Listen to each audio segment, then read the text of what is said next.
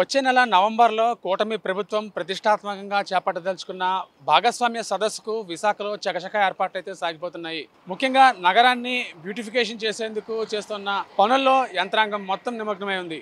విశాఖలోని ప్రధాన కూడళ్లలో ముఖ్యంగా జైల్ రోడ్, జగదాంబ జంక్షన్, అలాగే ఆసిలిమెట్ట, రైల్వే న్యూ కాలనీ, అలాగే ఇతర ప్రాంతాల్లో ముఖ్యంగా ఏదైతే సిటీకి మంచి పేరు తీసుకురాగలిగే ప్రదేశాలు ఏవైతే ఉన్నాయో వాటన్నింటిలో కూడా సుందరంగా పనులు అయితే జరుగుతున్నాయి. ముఖ్యంగా గ్రీనరీని డెవలప్ చేసేందుకు అనేక కార్యక్రమాలు అయితే చేస్తున్న పరిస్థితి ఉంది. కడియం అలాగే ఇతర ప్రాంతాల నుంచి కూడా మొక్కలను తెప్పించి ఇక్కడ నాటే కార్యక్రమం అయితే జరుగుతుంది. ముఖ్యంగా భాగస్వామ్య సదస్సు కోసం వచ్చే ఎవరైతే ప్రతినిధులు ఉంటారో వాళ్ళందరూ విశాఖలో సందర్శిస్తున్నప్పుడు ఆహ్లాదకరమైన వాతావరణాన్ని తీసుకొచ్చే పరిస్థితిని అయితే జిల్లా యంత్రాంగం చేపడుతున్నట్లుగా తెలుస్తుంది. ఆ దృశ్యాలు ఏంటో ఇప్పుడు ఒకసారి చూద్దాం.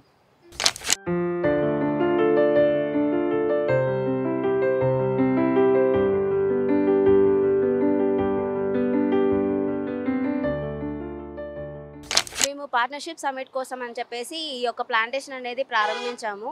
ఇక్కడైతే మొత్తం 2 రకాల ఆఫ్ ప్లాంటేషన్ అయితే జరుగుతుంది. ఒకటి ఫైకస్ పాండా, ఇంకొకటి వచ్చేసి హెలికోనియా.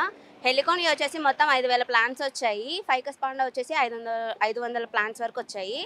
ఇది వచ్చేసి ఆదివారం ఈవినింగ్ లోపల కంప్లీట్ అయిపోతుంది ఇటు సైడ్ అయితే. ఇంకా అటుపక్క అయితే అక్కడ కూడా సెంట్రల్ మీడియన్స్లో ప్లాంటేషన్ జరుగుతుంది. అక్కడ కూడా లికోఫైలమ్, ఫాక్స్టైల్ పామ్ అనేది ప్లాంట్స్ని పెడుతున్నాము. అది కూడా చాలా వరకు 2 డేస్లో కంప్లీట్ అయిపోతుంది. సో ఇదంతా పార్ట్నర్షిప్ సమిట్ కోసం అనేసి చాలా వరకు వర్కర్స్ మేము అందరం కృషి చేస్తున్నాము. ఇవన్నీ ఎయిర్పోర్ట్ నుంచి వచ్చే మెయిన్ రోడ్స్, తర్వాత ఆర్కే బీచ్ రోడ్డు, తర్వాత రుషికొండ, అలాగే తెలుగుతల్లి ఫ్లైఓవర్ మీద, ఫ్లైఓవర్ కింద, ఇంకా అలానే అసలుమెట్ట రోడ్ జంక్షన్స్, అలాగే అంబేద్కర్ ఐలాండ్, చాలా వరకు ఐలాండ్స్, సైడ్ పాకెట్స్, సెంట్రల్ మీడియన్స్ని మేము కవర్ చేస్తున్నాం సార్.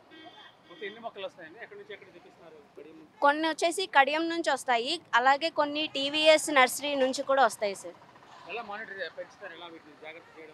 జాగ్రత్త మేము కాంట్రాక్టర్స్కి 6 months వరకు మెయింటెనెన్స్ వాళ్ళకి మేము ఇచ్చాం సార్. వాళ్ళు చూసుకుంటారు. అదేవిధంగా ఈ ప్లాంట్స్ అనేవి పాడవకుండా ఉండడానికి మేము గ్రిల్స్ కూడా పెట్టిస్తున్నాం సార్.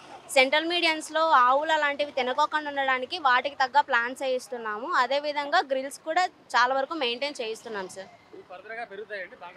అండి పెరుగుతాయి. అదేవిధంగా వీటిని పెరిగిన వాటివి ఎక్సెస్ బయటకు వచ్చే వాటికి ప్రూనింగ్ కూడా చేయిస్తాం సార్. మొత్తం కలిపి హెచ్ఓస్, జెడ్హెచ్ఓస్ కలిపి ఒక 20 వరకు ఉంటారు సార్. ఇంకా వర్కర్స్ అయితే రోజుకి కొన్ని 100 మంది వరకు వస్తున్నారు సార్.